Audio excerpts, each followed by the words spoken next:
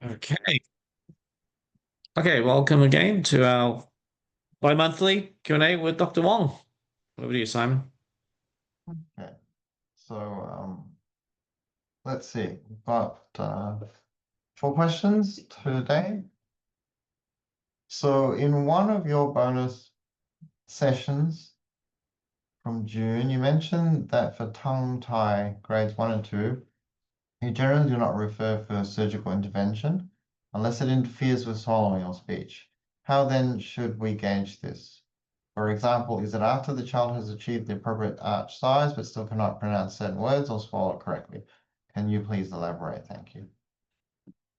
So it's possible that you might have misunderstood.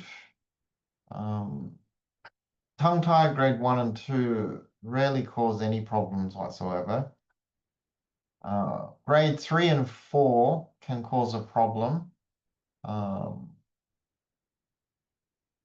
as it can't be comfortable with a stage 1 appliance. Grade 4 tongue ties, I always refer because the tether is so tight that there's almost no normal mobility in the tongue. Grade 3, sometimes I'll refer, as I said, if I suspect that the tie will interfere with the screw mechanism in the stage 1 appliance, and if mum reports that the speech is affected or there is a speech issue that they're trying to manage. Very few kids have correct swallow patterns, but very few kids can't swallow in some fashion. So it's not usually something that is what we have to deal with in the initial process. The swallowing is corrected after the structure is managed through the GoFX exercises. Speech issues that don't resolve after we've completed our treatment of expansion and exercise retraining, and they'll go back to the myofunctional therapist or the speech lingual pathologist. Often children with speech issues are already being addressed by speech lingual pathologists, but we tend to find that often the speech is corrected once the structure is corrected, but if the mum feels the speech is still not optimal, then we always recommend return to the myofunctional therapist or the speech lingual pathologist that they were seeing previously for the final refinement of the speech. The biggest issue is always if the structure is interfering with the function and the posture. Tongue ties, when they're at grades 1 and 2, almost never cause any dramas. I've never been concerned about grade 1 and 2 tongue ties. Grade 4 tongue ties, I always refer before treatment to have assessment and release by either ENT or pediatric dentists that we use who will use laser. Grade 3 tongue ties are the gray area, and whether we do something about that is related to if there's existing speech issues and if I feel there's not sufficient mobility and it's more 3 to 4 than 2 to 3 in the tongue tie tether. So they're graded in 4 mil increments. So if the tether to the tip is less than 4 millimeters, then that's a grade 4 tongue tie. If it's 8 millimeters, it's a grade 3 tongue tie. If it's 12 millimeters, it's a grade 2 tongue tie. If it's 16 mils, it is a grade 1 tongue tie. And if it's more than 16 mils, it's no tongue tie.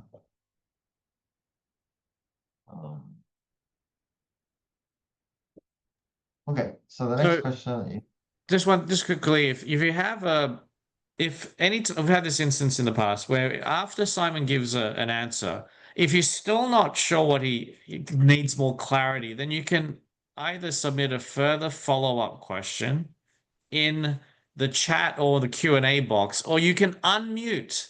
Make the full use of this. Raise your hand and say, I'd like to have a further follow-up question. Then I can invite you to the panel and you can have a discussion. It will benefit everyone. All right. If you're not clear on his answer, then follow up with another question, or you can raise your hand, so to speak. All right. And we can invite you to the panel. Just wanted to quickly mention that. All right. Thanks, Simon. Just continue. okay. So the next question, can you please explain what you mean when you say patient is dentally compensated? I assume you mean their teeth have compensated for their skeletal malocclusion, but are there typical dental or other compensations you see for each malocclusion? So dental compensation is basically how we survive imbalances. There are vital function aspects of the mouth that have to be maintained to a certain level, or we just don't survive. So in the mouth, we have to be able to mesh our teeth sufficiently to break down the food, and we have to be able to swallow well enough to get the food down. So that's part of the vital function, the bare necessities to life.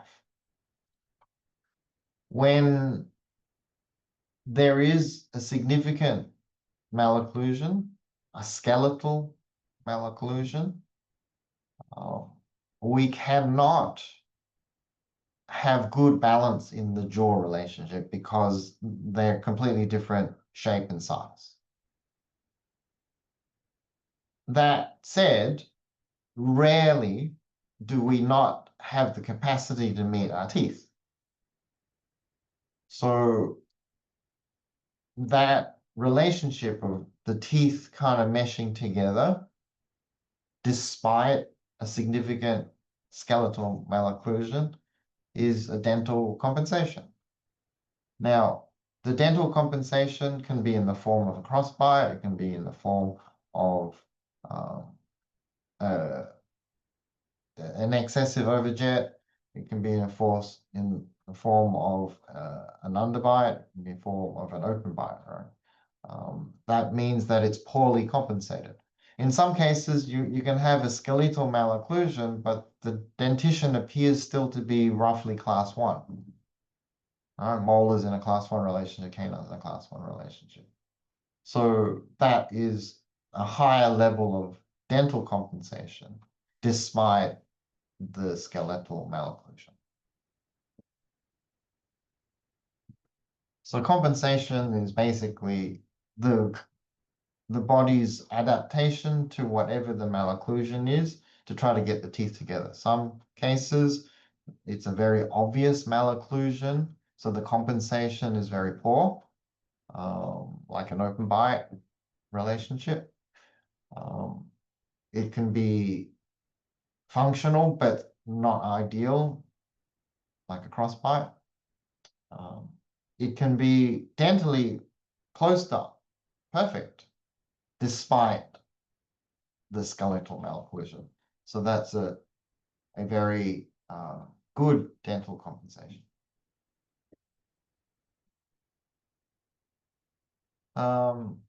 Next question is, if a child has a class 1 occlusion, intermolar width of 38 millimeters between the sixes, spaces between all anterior primary teeth, but 100% deep bite, according to postural orthodontic principles, can you prevent a deep bite during changeover anterior teeth with postural changes? Children with a deep bite tend to stay deep bite children and develop into deep bite adults. Anterior deep bites are a consequence of having the lips together but the teeth apart and the tongue between the molars. Very commonly, that relationship is one that allows them to breathe comfortably through their nose and not have the oral pharynx collapse into the back of the throat.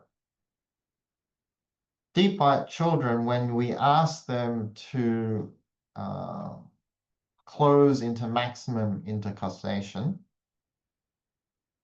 tend to retrude their mandible, jam their condyles into the fossa, and their tongue seems to displace their soft palate distally into the pharynx. And they find it very uncomfortable to hold that position. So retraining a child with a deep bite to hold ideal posture does not work because it's very rarely sustainable. They can hold it for 5 seconds, 10 seconds, 20 seconds, but after that, they are not comfortable because either they're not able to breathe properly through their nose or their joints start to hurt. The only way you can correct a deep bite patient is to open up the bite at the front and then retrain them to rest with their teeth together, lips together, and tongue on the palate rather than between the molars.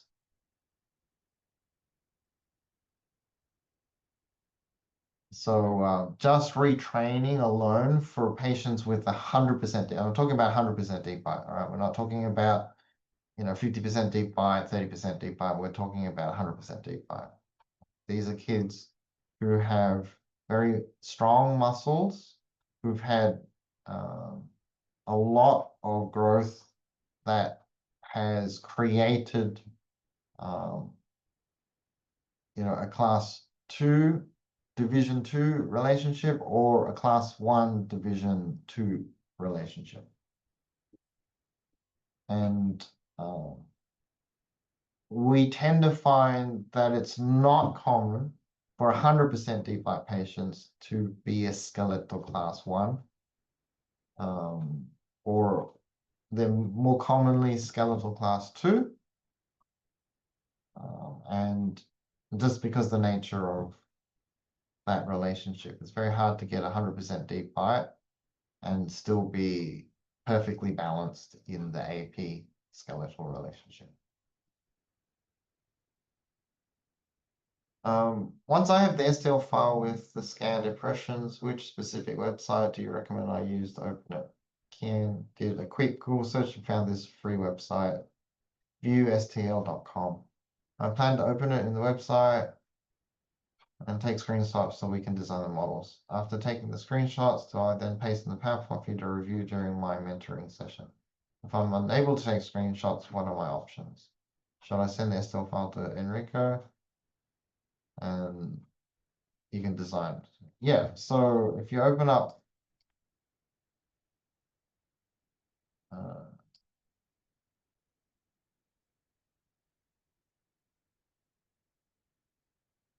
now there's lots of software programs. This one's free. You can download various viewer. This one's free. Just drag the STL file into this, and it should open up. Like it doesn't. Just whatever you feel comfortable with. Just like do a search. Plenty of free ones. Download them. Use the online versions. You've got to be for me to design an appliance, like I either have to have a screenshot of an occlusal surface or a photo of the occlusal surface or a photo of the model. I can't design something out of thin air. It has to be designed specifically to the dentition or the model or the scan. So if you can't take the screenshot, then work out another way of getting to me an occlusal view of the existing arch forms. All right, or find someone who can help you. I mean, normally your staff are young enough and IT savvy enough to be able to help you with that.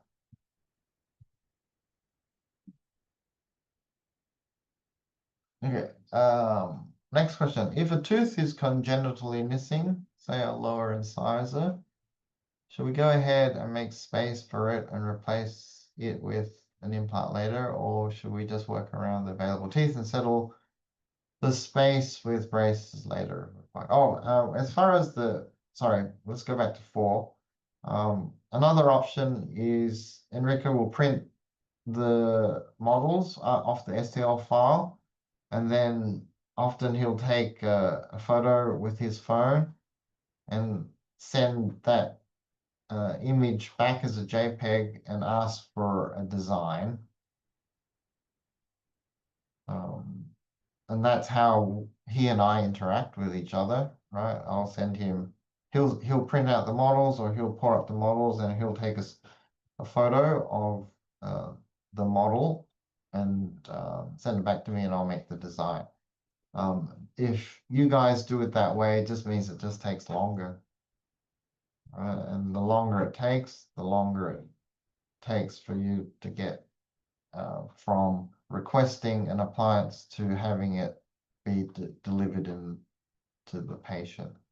So since you are taking STL scans, you might as well speed up or expedite the process by sending the design along with the scan, rather than send the scan, ask for the printed model image, and then bounce it back for a design.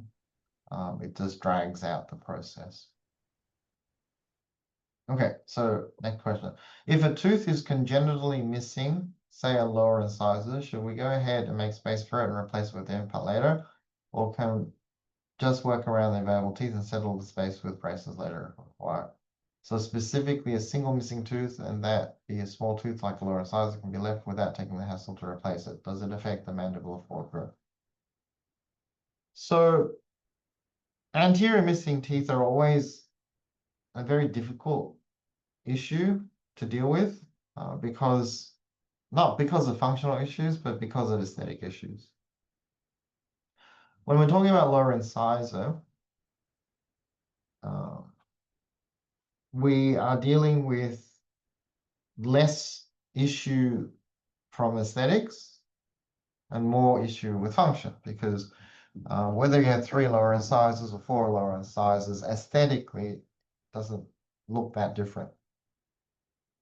Functionally, you'll have a slight mismatch in the bite relationship, but it's not usually a huge level of imbalance.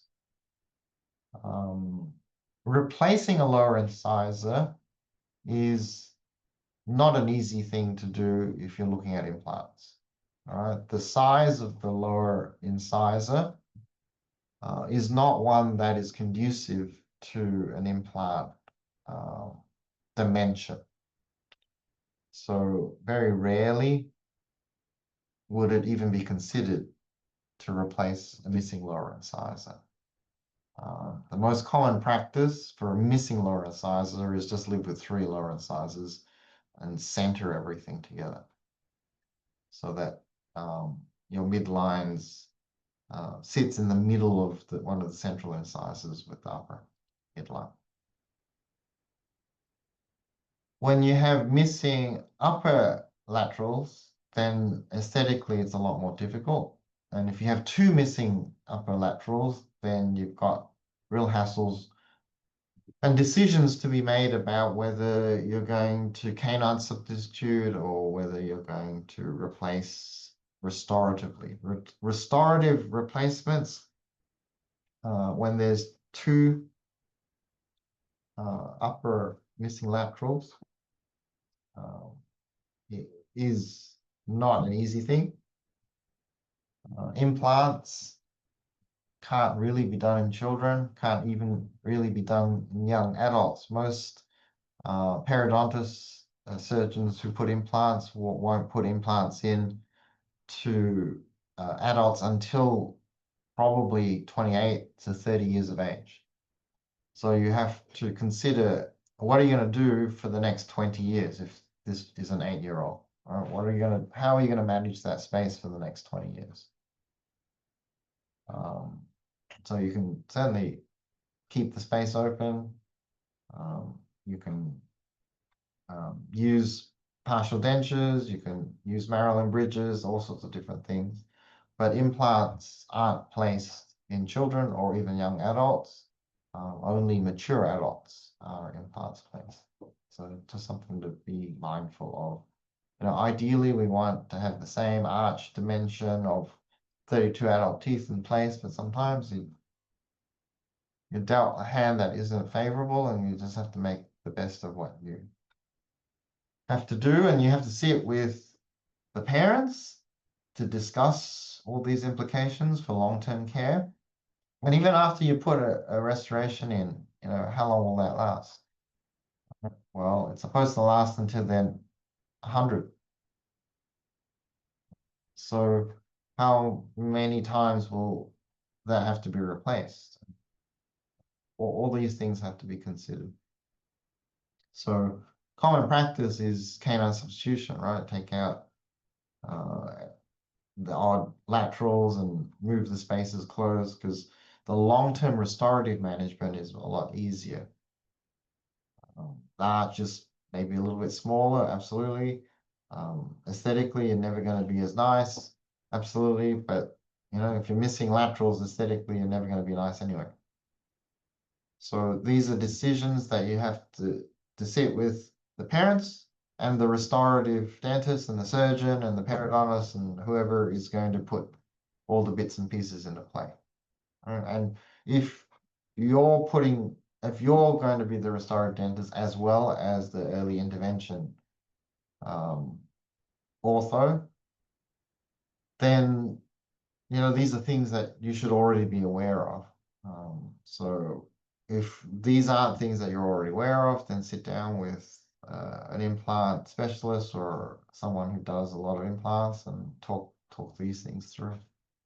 So they're always difficult decisions that have to be made with the prosthodontist, the periodontist, the orthodontist. These are kind of merry-go-round questions that everyone has to work out case by case. Taking out a missing tooth, will it affect taking out a lower incisor or leaving a lower incisor from living with 3 lower incisors? Does it affect the mandibular forward growth? No. What affects mandibular forward growth isn't the number of teeth, but whether the posture is strong or weak. So you can keep your mouth shut with 3 front teeth, 4 front teeth, 2 front teeth.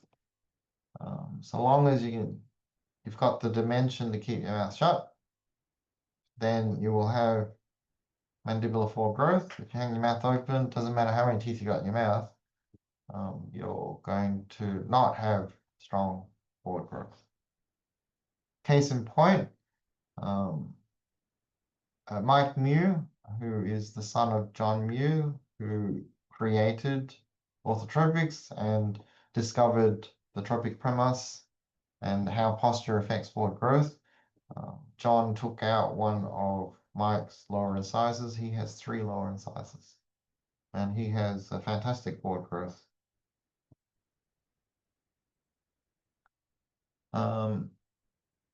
Simon, what is the ideal age to treat children with deep skeletal bite? So a deep skeletal bite is the bookend with a open skeletal bite patient, so the earlier the better. It's very hard to correct deep bite patients, just as it is very hard to correct open bite patients. Any vertical issues are always fundamentally difficult. The earlier you treat them, the better. So you might treat it, if they're already 100% deep bite at 4, you might want to treat them at 4. If they're 100% deep bite at 6, then you're going to have to wait until 7 after the 6s have socked in, and then treat them at that point. If they're 9 and they have 100% deep bite, then you want to treat them. But when they're 13 and they have 100% deep bite, guess what? You're going to treat them. Like anytime you have 100% deep bite, you want to treat them when they come in. The only time you don't treat children is when they're in a rapid transition period. Can't treat them.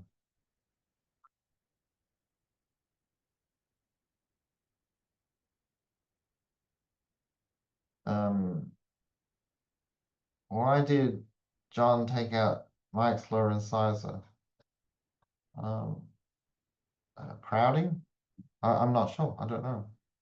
But I know Mike has 3 lower incisors. And I'm pretty sure John took out the 4th one.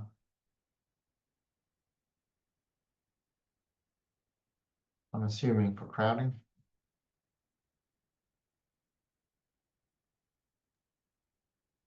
Okay, that's it. Any other questions from anyone? If you joined us late or early, you can always email us questions in advance.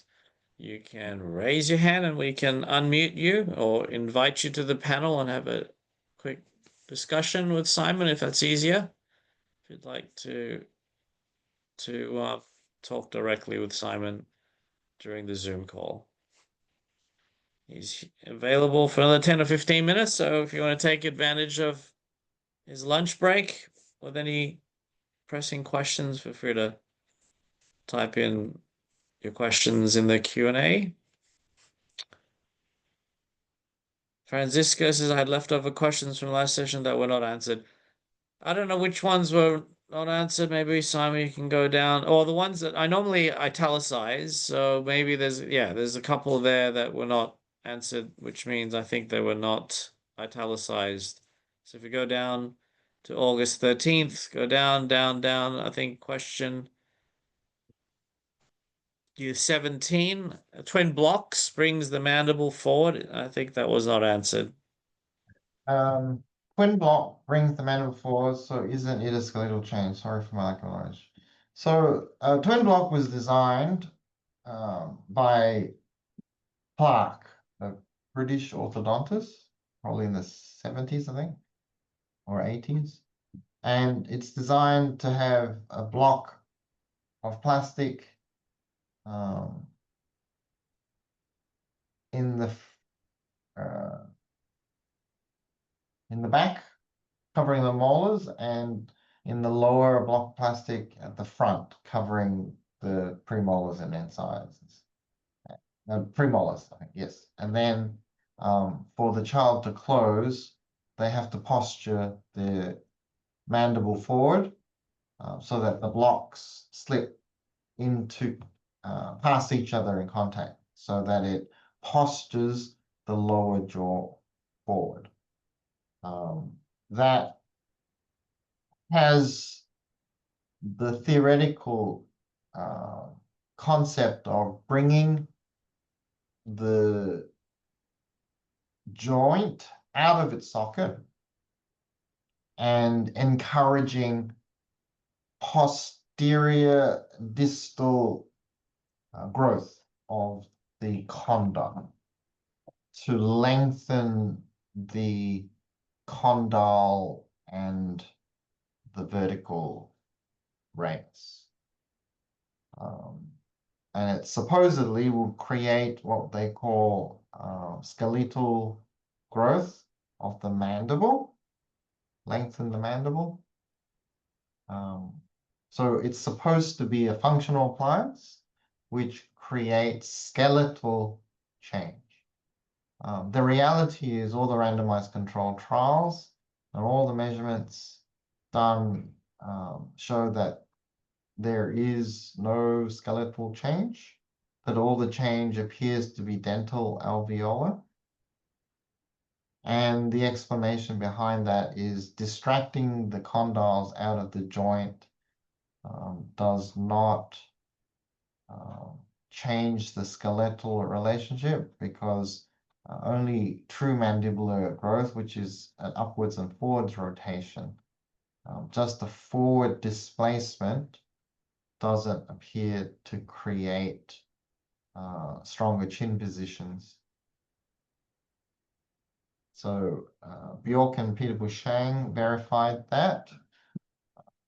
O'Brien and Profit did the randomized control trials that disproved skeletal changes in the early 2000s. And Bjork confirmed that true mandibular rotation was the primary driver of chin growth and shift from childhood kind of class 2 tendency, weak chin, to normal class 1. So, and then Peter Bushang clarified the process behind why functional appliances that distract the condyle out of the socket does not improve the skeletal relationship. I copied a couple of unanswered questions back up at the top. So if you go back to the top, you'll see them. So, sorry, what have you done? There was a few unanswered questions from previous sessions I put back here. So you just continue with 8, please. Okay. There's a new one. Do you find that skeletal class 2 patients usually would have grade 3 or 4 tongue tie in your experience, or not necessarily? No, not necessarily. Not a lot of kids have grade 4 tongue ties.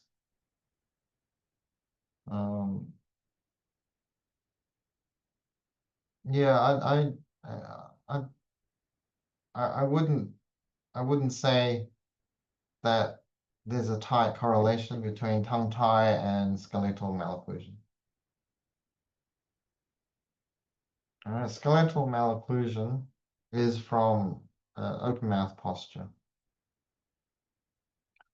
So if you rest with your mouth shut from a very early age, whether you have a tongue tie or not, your jaw growth balance will still be in a class 1 relationship. If you hang your mouth open, even if you don't have a tongue tie, you will end up with a skeletal malocclusion.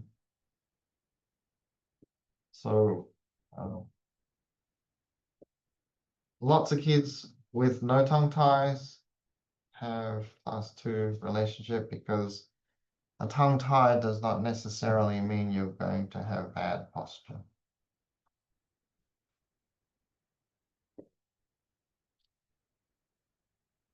And no tongue tie does not necessarily mean you have good posture. The primary driver of skeletal malocclusion is bad posture.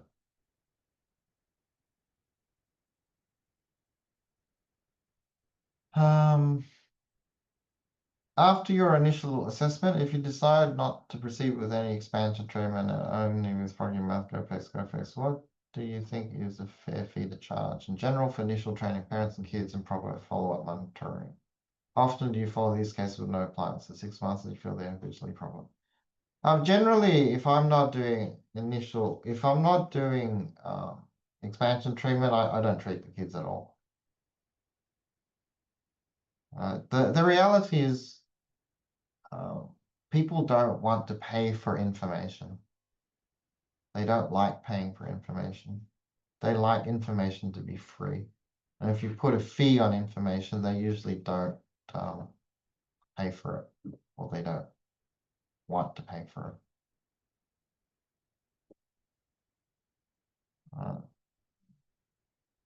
it. it's just unfortunately human nature as of 2025. People expect information to be free. So I don't. Uh, if I'm not actively treating the kids, I don't normally do anything in the form of exercise training.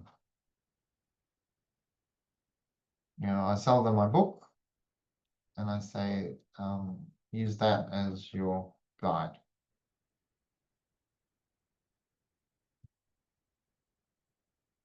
All right. ENT consultations before appliance therapy is mandatory.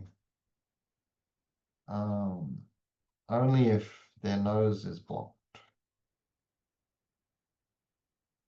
So if their nose is blocked, then yes. If we have evidence that their adenoids are enlarged, such as looking through their at the lateral ceph, if we have evidence of enlarged tonsils by looking intraorally, if their nose doesn't work by doing our nasal patency evaluation, if there is just reason to manage their ear, nose, or throat issues, then absolutely. See, anything to do with ear, nose, and throat issue is what we call primary care health concern. Right? So it's vital function. Anything that upsets vital function requires immediate primary care management. What we do in orthodontics is elective care. Anything that upsets the ear, nose, and throat in a child is affecting vital function, and it is mandatory that they have a real doctor assess them.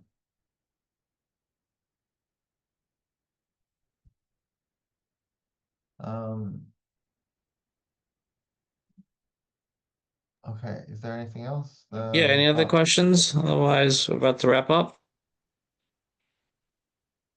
There's some more in the chat. Is there more things in the chat? No. Oh yeah, I think Francisca just added something in the. Please don't type your question in the chat area. It's not for that, but I think there was a question from Francisca. So please type your question in the Q&A box. It's in the panel. All right, I just pasted the question. All right, I have a case with an 8-year-old where his only crossbite is between the lower left sixes. His lower left six is buccally positioned in relationship to the other primary teeth as well as the right sixes. I've been expanding with upper occlusal coverage, but the left sixes are still in crossbite while the primary molars now have buccal overjet. I'm presenting this case to you Saturday, but any initial thoughts? Even if I make a crossbite flange, it will push the primary molars out further.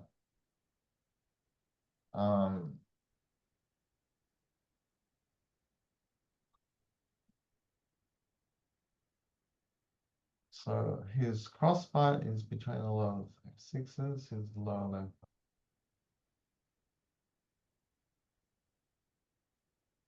Oh,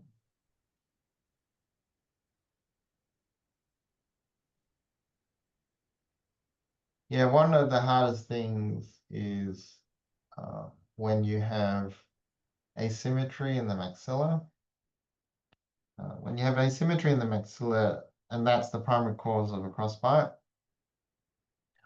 we tend to find that when you expand the upper arch as an independent process, the narrow side stays narrow, but the wide side gets wider.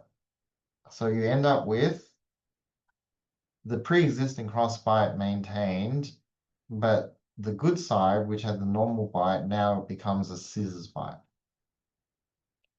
So that's why when we diagnose the crossbite to be asymmetry of the palate, with the midline on, we use a crossbite flange on the upper stage 1 expansion appliance so that we hold the good side and we force the narrow side to widen independently. When you don't do that, then you end up with what you've got. Of ever worsening scissors bite on one side and maintaining the existing crossbite on the other side. Next question, Simon, can excessive expansion of the maxilla really happen and hurt the good treatment outcomes such as excessive overjet and overbite? Excessive anything can really happen, yeah, of course. Like if you're expanding something, one arch, but you're not doing anything with the other arch, then it doesn't take long before you end up with a bite that is broken and doesn't mesh nicely. So the second you break the bite and the bite no longer meshes well, then you lose the capacity for vital function, which is chewing properly. And when that happens, bad things are the only outcome. So you can have excessive overjet, you can have, rarely do you have excessive overbite, but you can have excessive buccal overjet. If you have something that affects the incisors as you expand, then you push them out. So the appliances that are used in young children are very powerful. Often it doesn't matter what appliances or from what manufacturer or which design. Little kids are soft, very, very easy to create a distortion of their jaws and their teeth. So everything has to be carefully measured. Yeah. All right, so that is the end of our session for today. Thanks for participating, guys. Okay, thanks, Simon. I'll just wrap up with a couple of announcements. So I'll let you get your lunch. Catch you in a couple of weeks for these sessions. So thanks for joining tonight. If you have any questions for Simon, every 2 weeks is essentially, if you're not aware of it, basically every 2 weeks, unless there's an emergency and he cannot make it, he will be doing these free Q&A sessions for about 45 minutes during his lunch break. It's at the same time, his time in Australia. So there will be a time shift later in the year, and it'll be a little bit earlier, right? Eventually, it will be a bit better for everyone in the US. It'll be 8 p.m. Eastern, or instead of the 10 p.m. Eastern start. But we'll let everyone give everyone a heads up. But for now, in about 2 weeks' time, or in 2 weeks' time, we should have another session. So you can submit your questions in advance. You can email us at info@straightteethnaturally. If you cannot make it, but you still want to submit a question, that's fine. You can watch the recordings, and here's the link. You can it's a YouTube channel. So if you haven't bookmarked is our YouTube channel, this is our YouTube channel. And right down the bottom, if you scroll to the bottom of the homepage, you'll see that we upload the Q&A sessions after every session. We record it and upload it for free, so you can review your questions that you submitted, if you could make it. One quick announcement for those who are interested. I know most of you here have already gone through our 2-day intro program, but if you have any colleagues or friends who might be interested, we're doing another event in November. So a 2-day live stream on Zoom. we give everyone access to last year's recording. So I had Dr. Narinder Singh, Amanda Wilson, Kevin Boyd will be joining us in November. I guess the specials for non-dental staff members. We have country specials, and if you refer a friend, happy to give them a additional discount. So here are all the details, /tickets. No need to opt in, to send your colleagues or friends that link there. It has all the schedule and agenda and so on and so forth. That's it. That's all we had. We'll see you guys. So this is ongoing, right? It's open. We prioritize the highest level mentoring students to your questions. And there's some of you who've joined our case study vault. So do go through that and make use of these Q&A sessions that you can join every 2 weeks as well. And that's about it. All right, guys, take care. Have a great week, and we'll see you in a couple of weeks. Bye.